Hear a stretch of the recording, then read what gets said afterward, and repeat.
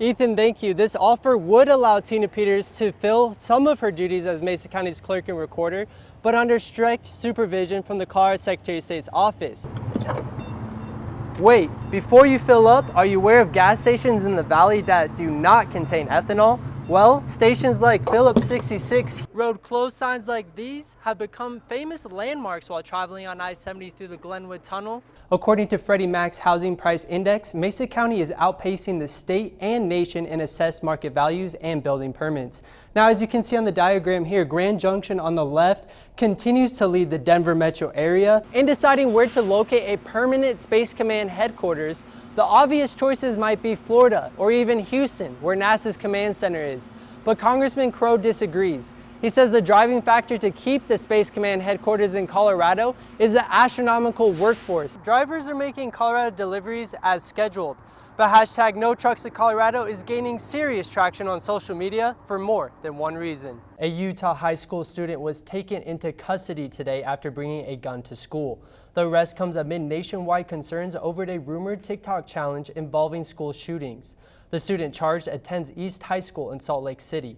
Inside the student's backpack, police say they found a gun and several bullets. Salt Lake City's Chief of Police, Mike Brown, answered many questions regarding the credibility of the TikTok trend.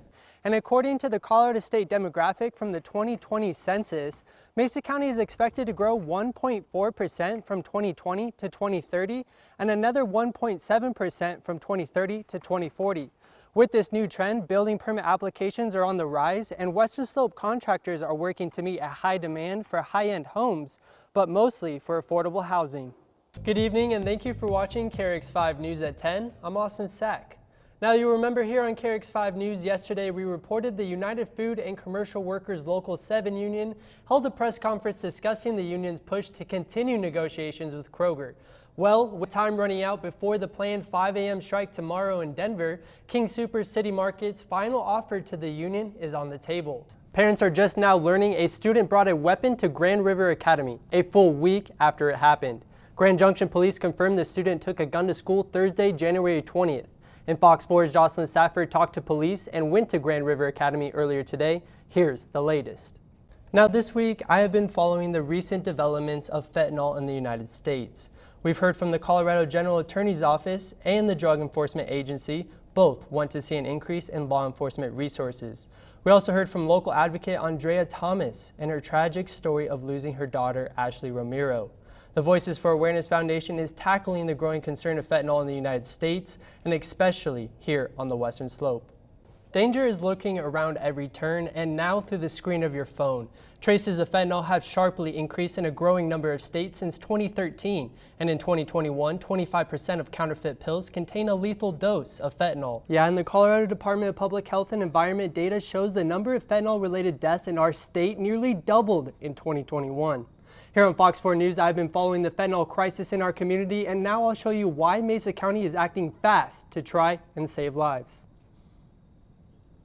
We can't sit back and take any chances that people aren't aware. Mesa County first tackled meth when it exploded on the scene in 2004. Now the county and district are teaming up to take on fentanyl with a prevention and awareness task force. And the message is so different. With fentanyl, addiction is not the concern. It's literally one pill could kill you. Local fentanyl awareness advocate Andrea Thomas first sounded the alarm in 2018. The Voices for Awareness, a group that she has created, is doing excellent work. Thomas took on the fight after fentanyl killed her 32-year-old daughter, Ashley Romero, who unknowingly took a pain pill laced with fentanyl. I think it's critical that we have a community-wide approach to this because this is such an important and devastating issue, truly. Voices for Awareness is spearheading the multi-agency campaign. We all have our little piece that we can contribute. Community Hospital is donating gift cards to people that participate in a focus group, so the campaign can identify which age groups is most affected and what messages they are receptive to.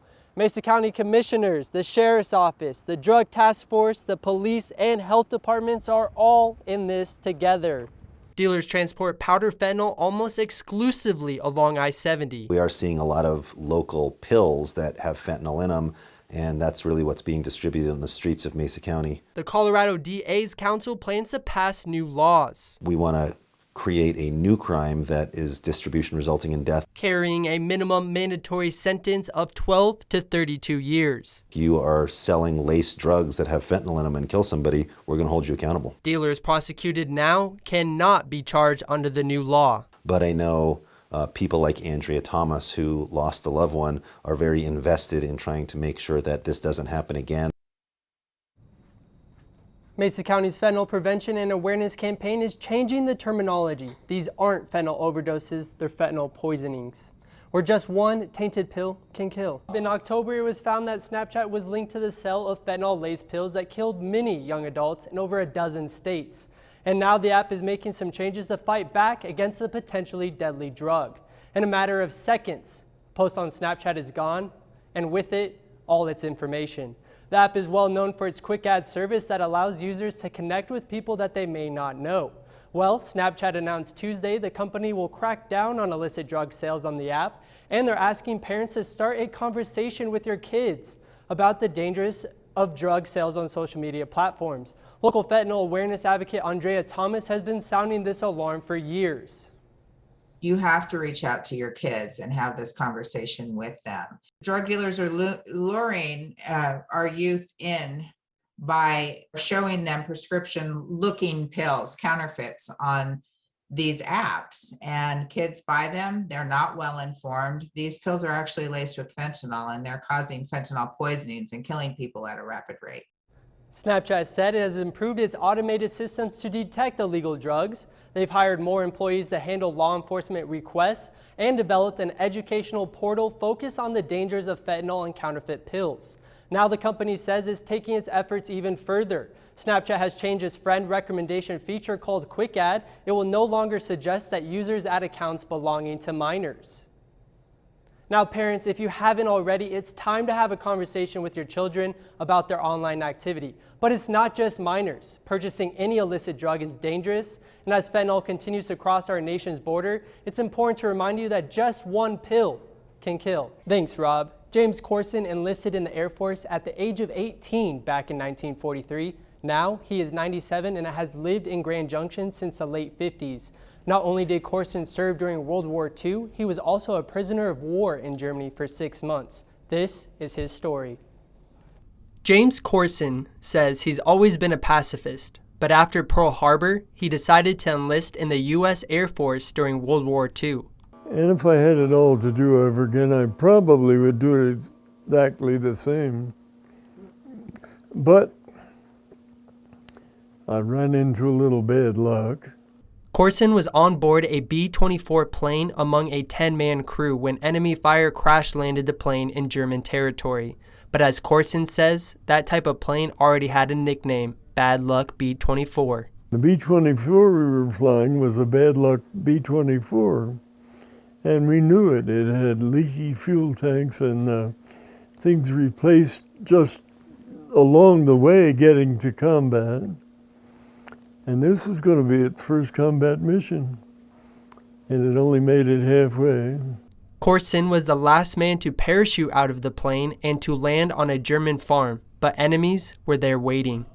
You weren't safe coming down in Germany, and the first guy out was carrying a big stick. It was just a stick. It was not a cane, but it was 3 times this big, and he felt that it was his solemn duty to beat me to death.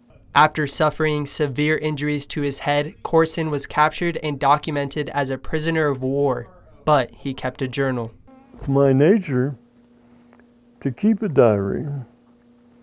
So I started right away and wrote everything that happened. James Corson was a prisoner of war for 6 months at the age of 20.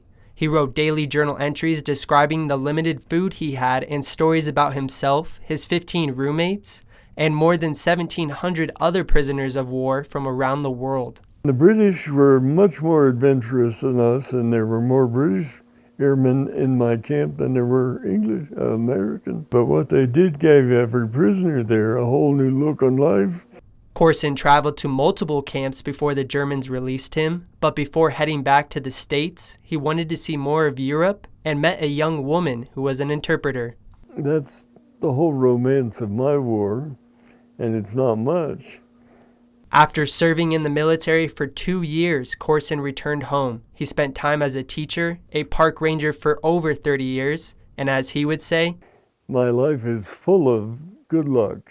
I had a friend somewhere who said, yeah, and the harder he works, the luckier he gets.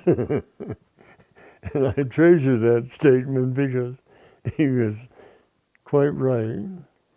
James Corson's wife passed 6 years ago. He has 5 children and some grandchildren. At age 97, he is full of life and enjoys spending his time garage sailing. The Food and Drug Administration approved the first Alzheimer's medication, Aduhelm, but now the Centers for Medicare and Medicaid Services wants to limit coverage for treatments many already depend on. Today I met with the Alzheimer's Association to find out how the Medicaid-Medicare decision may impact more than 6.2 million Americans living with Alzheimer's.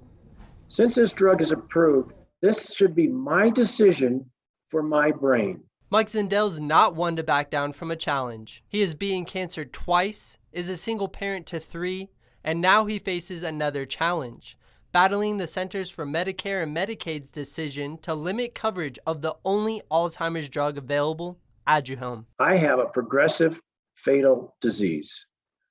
My clock is ticking, and I have no time to debate. The Food and Drug Agency approved Aduhelm back in June. Now CMS wants to limit the coverage many depend on, saying Aduhelm needs additional clinical trials. I know what the possible side effects of Aduhelm are, and I know the certain side effects of Alzheimer's, which is death. Dr. Alzheimer diagnosed the first Alzheimer's case 115 years ago.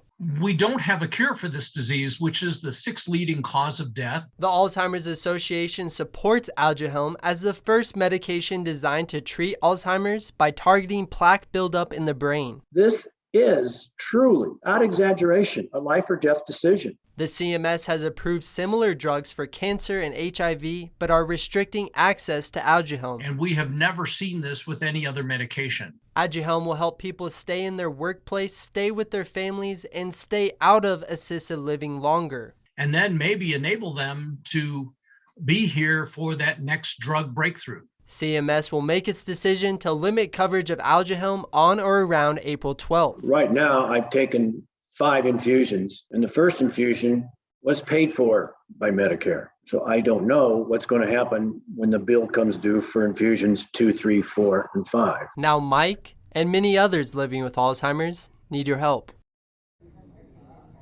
The Alzheimer's Association fears CMS's decision to increase trials will severely limit people's access to Aduhelm, especially those living in rural communities. Before CMS makes its decision, the Alzheimer's Association is asking people to contact members of Congress to urge CMS to reconsider before too many people pay that price.